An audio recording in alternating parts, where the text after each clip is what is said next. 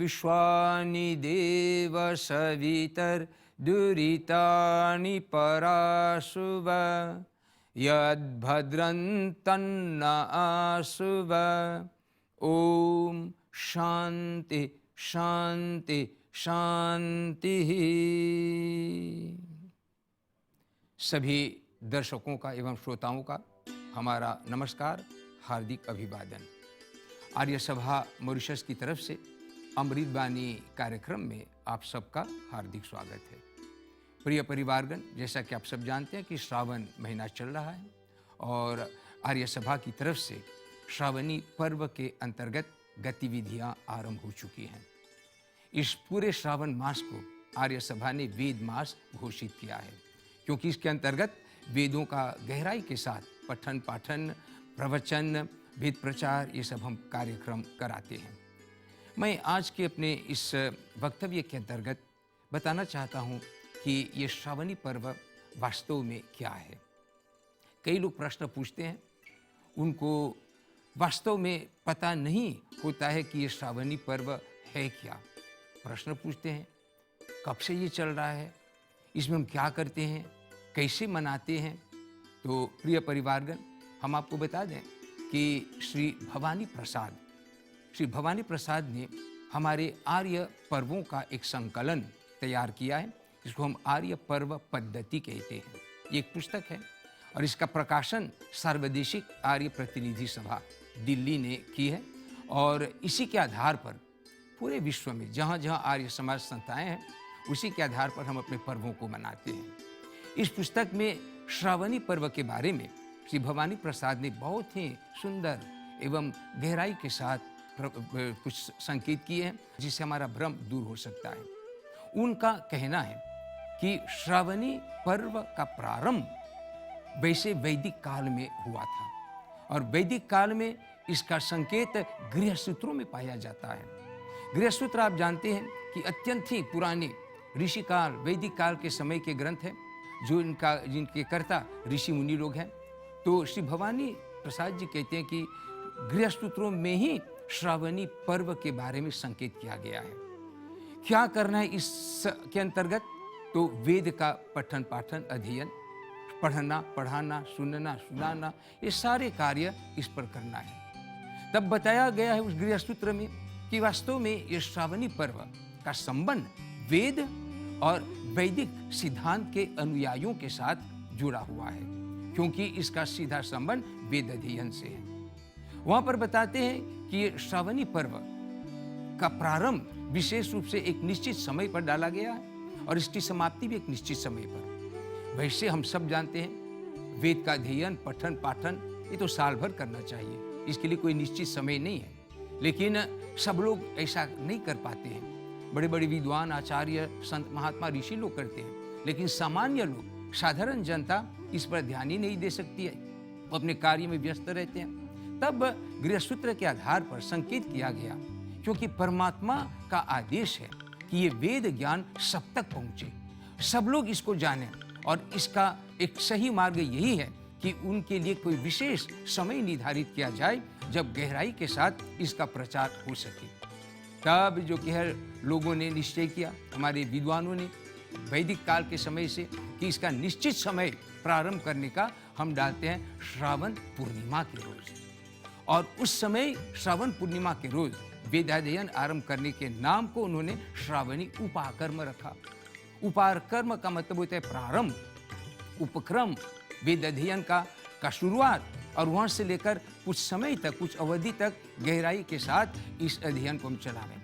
अब उसकी समाप्ति का समय भी निर्धारित किया गया है उन्हीं गृहसूत्रों में। जब उसका कोई प्रारंभ है तो कि एक लिमिटेशन, एक सीमा होनी चाहिए। तब कहा गया पौष पूर्णिमा। वैसे श्रावण पूर्णिमा हमारे कैलेंडर के अनुकूल अगस्त महीने में होता है और पौष पूर्णिमा दिसंबर महीने में होता है। तब इस पर्व को हमारे शास्त्रों के अंतर्गत चातुर्मास्य कहा गया कि 4 महीनों तक ये पर्व चले। लेकिन इसका मतलब नहीं कि 4 महीने के बाद या 4 महीने से पहले वेद का अध्ययन न करें। यहाँ पर गहराई के साथ ये भी संकेत कर दिया गया कि इन 4 महीनों के अंतर्गत विशेष रूप से किन बातों पर लोगों का ध्यान आकर्षित किया जाए। आप सब जानते हैं हमारे कई धर्म ग्रंथ हैं, वेद शास्त्र, मनुस्मृति आदि ग्रंथों में, उपनिषद में मानव जीवन के लिए बहुत ही महत्वपूर्ण गतिविधि का जिक्र आया है, वो है स्वाध्याय करना। स्वाध्याय करना विशेष करके इसके दो रूप होते हैं। स्वाध्याय का मतलब होता है धर्म ग्रंथों का अध्ययन करना, या स्वाध्याय का मतलब होता है अपने आप का अध्ययन करना। अपने आप का अध्ययन कैसे? देखें कि हमारा जीवन कैसे चल रहा है, हमको क्या करना था, हम क्या कर रहे हैं, किस प्रकार से जीवन को संपन्न करना है और हम कैसे संपन्न कर रहे हैं। तो इसको जो क्या जांच करना, परीक्षण करना, ये स्वाध्याय होता है। अपने आप सेल्फ स्टडी जिसको हम लोग कहते हैं, ये करना। लेकिन ये तभी संभव हो सकता है कि जब हम धर्म ग्रंथों का अध्ययन करें, और धर्म ग्रंथों में ईश्वरीय ज्ञान वेद के अलावा कोई दूसरा है ही नहीं। तब लोगों को बताया गया कि ईश्वरीय ज्ञान प्राप्त करके, वेद का ज्ञान प्राप्त करके तब जो क्या है अपना अध्ययन कर सकते हैं। नहीं तो किस कसौटी पर, किस प्रकार टेस्ट करेंगे कि जो कुछ आप कर रहे हैं वो सही है या गलत है। तब इस समय जो क्या है वेद ज्ञान बहुत ही आवश्यक पड़ जाती है। तब श्रावणी पर्व के अंतर्गत गहराई के साथ लोगों को स्वाध्याय करने का आदेश दिया जाता है, जो कि मैं समझता हूँ कि श्रावणी पर्व का प्रमुख गतिविधि यही होती है, स्वाध्याय करना, बैठकर दही अध्ययन और उस ज्ञान को, उन शिक्षाओं को प्रयोग में लाना। एक दूसरा कार्य जो होता था वैदिक काल में श्रावणी पर्व के अंतर्गत, वो है ऋषि तर्पण, इसको कहते हैं। कहीं कहीं पर तो श्रावणी पर्व को ऋषि तर्पण पर्व भी कहा गया है। ऋषियों के प्रति जो कि हमारी कृतज्ञता प्रकट करना।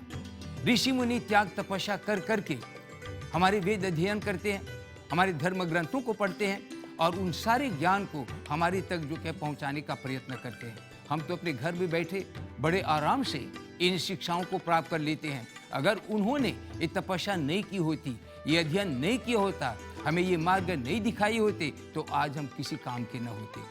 तब जो कि है वैदिक काल में लोगों ने सोचा कि अच्छा है कि कम से कम जबकि 4 मास तक वेदों का पठन पाठन हो रहा है, तो इसके साथ साथ ऋषि की भी तृप्ति होती है। तो इसको ऋषि तर्पण नाम भी जो क्या दिया गया।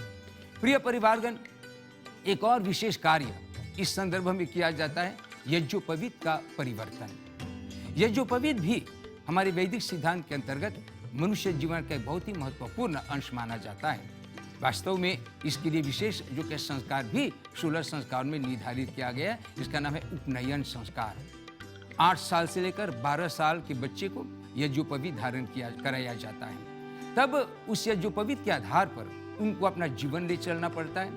और जैसा कि वेद में परमात्मा ने संकेत किया, ब्रह्मचर्य से लेकर संन्यास आश्रम तक, जो संन्यास तक चलाते हैं, उन पूरे समय में यज्ञोपवीत धारण करना और विशेष करके स्वाध्याय करने की बात आई है। तो इस प्रकार हमारे श्रावणी पर्व के अंतर्गत स्वाध्याय, ऋषि तर्पण और यज्ञोपवीत के बारे में संकेत किया गया है। प्रिय परिवारगण, हम आपको ये भी बता दें कि हमारे वेद में जो मूल बातें हैं उनको बताने के लिए ही श्रावणी पर्व के अंतर्गत हम ये कार्य करते हैं। विशेष करके क्या बात है, हमने आपको बता दिया पहले भी कि ईश्वरकृत वेद ज्ञान होने से ये वेद अपौरुषेयी है। तो इस श्रावणी पर्व के अंतर्गत लोगों को इस बात पर बल देते समझाते हैं कि वेद मनुष्यकृत नहीं है, परमात्मा का ज्ञान है। और वो जिस प्रकार परमात्मा नित्य है, वेद भी नित्य है।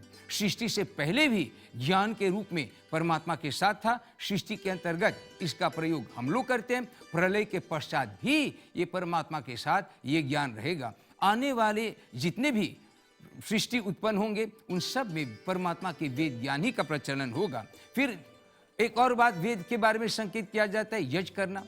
यज्ञ का मतलब क्या होता है? अच्छे कर्म, शुभ कर्म, वे कर्म जिनके द्वारा अपना भी कल्याण हो, अन्यों का भी कल्याण हो। इसलिए श्रावणी पर्व को वैदिक सिद्धांत के अंतर्गत बहुत ही महत्व दिया जाता है। लेकिन मैं केवल इस बात पर बल देना चाहता था कि ये कोई आधुनिक पर्व नहीं है, नया पर्व नहीं है। वैदिक काल से, बहुत पुराने समय से ये चलता आ रहा है। केवल उनके मनाने के ढंग में परिवर्तन आ गया है। ऋषि काल में कुछ और रूप से मनाते थे, वर्तमान काल में हम लोग महायज्ञ आदि करते हैं, सत्संग, भजन, कीर्तन, इसके द्वारा गतिविधियां करते हैं। लेकिन मुख्य बात यह है कि वेद ज्ञान लोगों को देना, वेद की बात लोगों को तक फैलाना। प्रिय परिवारगण, श्रावणी उपाकर्म जो रक्षाबंधन के रोज पड़ता है, वो पर्व जो कि है वास्तव में रक्षाबंधन का श्रावण पूर्णिमा के रोज ऐसा भी संकेत है आर्य पर्व पद्धति में कि रक्षाबंधन का कोई भी संबंध वो श्रावणी पर्व से नहीं है। ये एक अलग पर्व है, पड़ता है उसी दिन, क्योंकि वेद अध्ययन उस दिन आरंभ किया जाता था। लोग जनेऊ धारण करते थे यजुपवीत, कुछ लोग रक्षा सूत्र हाथ में बांधकर ऋषि तर्पण यज्ञ में भाग लेते थे। तब संकेत है उस आर्य पर्व पद्धति में, हो सकता है तब से लेकर ये रक्षाबंधन हाथ में रक्षा सूत्र बांधने की परंपरा चली आ रही है। वर्तमान समय में हम इसको भाई बहन का पर्व मानते हैं, लेकिन देखा जाए तो इसका मुख्य उद्देश्य है रक्षा के लिए। परमात्मा से प्रार्थना करते हैं कि हम एक दूसरे की रक्षा के लिए प्रार्थना करें, अपनी रक्षा के लिए भी, और इस रक्षा के लिए आवश्यक है कि परमात्मा की कृपा हमारे ऊपर हो, और परमात्मा की कृपा अगर न हो तो हमारा जो के कार्य सिद्ध नहीं होगा। तो हम यही मंगल कामना करते हैं कि श्रावणी पर्व आप बड़े लगन के साथ, बड़ी श्रद्धा के साथ, बड़े ध्यान के साथ इसको मनावें, वेद का पठन पाठन अवश्य करें, और इससे अपना जीवन आने वाली पीढ़ी को भी हम बना सकते हैं और परमात्मा के नियम का भी पालन हो सकता है। आपने हमें ध्यान से सुना, आपको हम बहुत बहुत धन्यवाद देते हैं। ये पर्व आपके लिए मंगलकारी हो, आपका जो कि बहुत धन्यवाद हो। ओम शांति शांति शांति।